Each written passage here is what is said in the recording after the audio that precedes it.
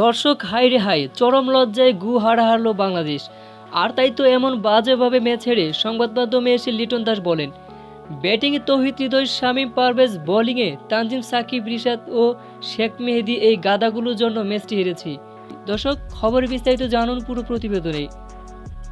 বাড়তি এক ম্যাচ খেলে আরব আমিরাতের কাছে সিরিজ হারল বাংলাদেশ।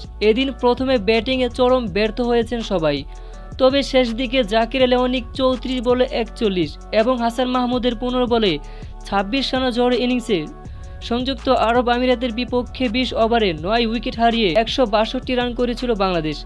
যদিও আত্মবিশ্বাসে তুঙ্গে থাকা আরব আমিরাতের কাছে এই লক্ষ্য যেন একেবারে ঠুনকো।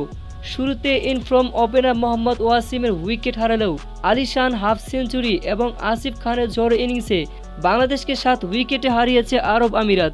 শুরুতে 1-0 পিছিয়ে পড়লেও বাংলাদেশকে 2-1 ব্যবধানে সিরিজ হারিয়েছে আরব আমিরাত।